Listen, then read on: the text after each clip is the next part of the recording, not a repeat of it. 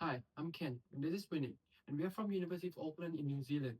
This year, we're going to be presenting our final year project of our structural engineering degree. Our project focuses on creating three types of column-to-beam connections. First is simple, semi-rigid, and rigid connections. In front of us, our final model of each connections that we have been developing throughout the year. Each connections have been designed to mimic the real joint and simulate the load path.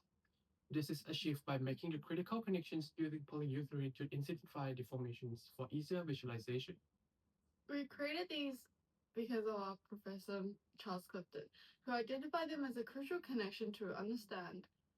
This would be fun, interesting, and interactive way for students to gain a better understanding of these critical connections.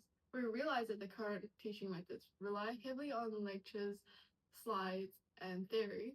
Tools and visual aids like these can really enhance students' understanding, especially when they're trying to grasp complicated concepts such as load paths, yielding, and failure, and different types of connections.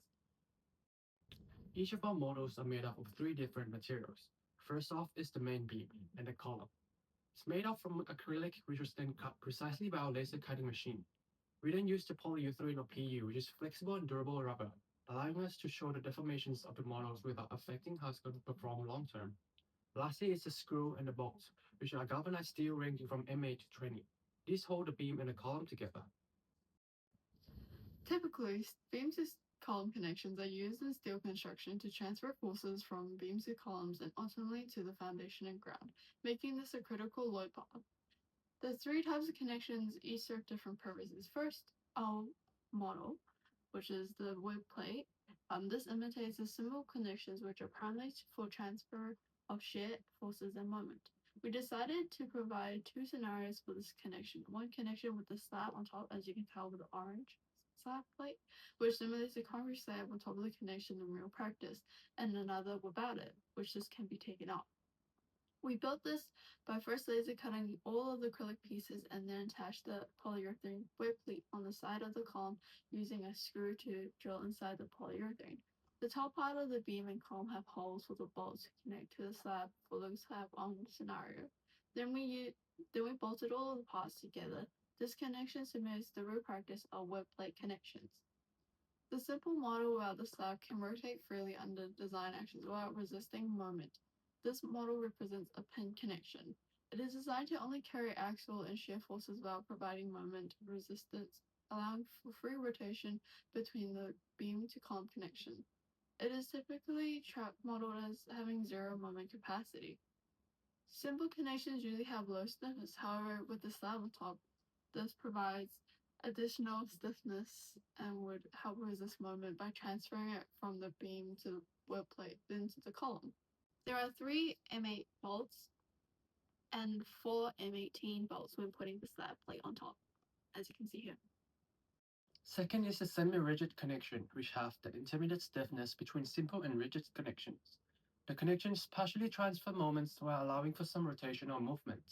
To model this type of connection, we have used a sliding hinge joint.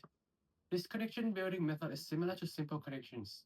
We drill this polyurethane into the acrylic column and bolts the rest on together. We use a total of 16 M6 bolts, 6 at the top flange and 6 at the beam web and 4 at the bottom flange. Also use a 4 flexible cylinder polyurethane at the bottom flange. These connections behave rigidly up to the defined moments, then allow control rotation. Basically, it represents a roller connections. Semi-rigid connection may not have been sufficient rigidity to hold the original angles between the member, but are required to have the capacity to furnish dependable and no degree of flexural restraint. When applying a force to the beam, you can see a sliding mechanism in the slotted hole of these connections on the web plate at the bottom flange very clearly. This is designed for the building in seismic prone areas to be able to resist and eventually come back to its original state. This can minimize the damage by not having to demolish the structure, but to fix the damaged connections instead. Lastly is the rigid connection, which transfers shear, moment, and axial forces while maintaining the angle between connected members. To represent this connection, we create a model that is supposed to imitate the welded end beam connection. The model building method is quite different because we are using one new material, which is the metal plate. What we did here is we drill a screw through our metal plate into the polyurethane and into the acrylic. We are considering the polyurethane part as a part of the column here. Then we bolt in the rest of the hole with the polyurethane cylinder in between each other, as you can see here. There are a total of 8 M20 bolts used and polyurethane harness of 60A with 8 mm thickness. The web plate beam to column connection is one of the most commonly used connections, typically in symmetrical buildings, and this is mostly used in residential construction as well. It's particularly suited for buildings up to 5 stories and rely on additional structural systems such as bracing or shear walls to resist wind and seismic forces. This connection is favored for its simplicity in design and cost effectiveness, as it avoids complex welding, irregular shapes, and specialized components.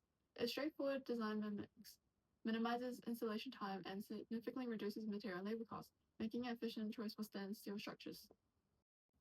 Sliding connections are commonly used in earthquake-prone areas to absorb seismic energy by allowing controlled movement, thereby protecting key structural elements such as beams, floor joists, slabs, and columns from damage. These connections are designed to take the brunt of the shaking, and after an earthquake, only the damaged connection parts typically need replacements, eliminating the need to rebuild the main structure components. Although more expensive than traditional connections, sliding systems have been in development since the early 2000s and continue to be refined for improved performance and resilience. Bolted in plate connections are typically used in long span structures such as warehouses, airports, and stadiums, where beams must have larger span distances but intermediate supports. They are also commonly found in steel portal frames in high rise buildings due to the ability to resist significant axial shear and moment forces. This makes them a reliable and efficient choice for structures requiring both strength and long span capabilities.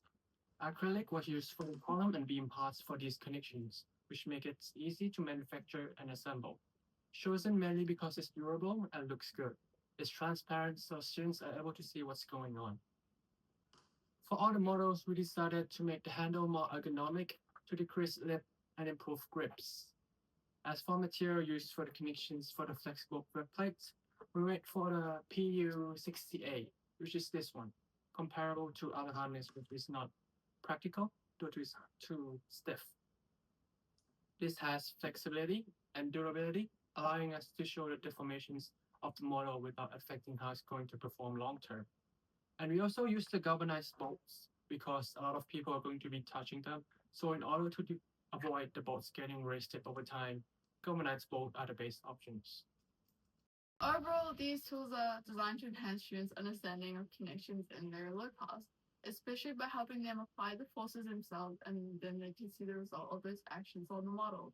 And we hope that these two will be used in the future to enhance the structural engineering students' understanding of load path and how these connections behave under the deformations bolts apply. That's the end of our video, and we really hope that it was helpful. Thank you Thank you for for watching. watching.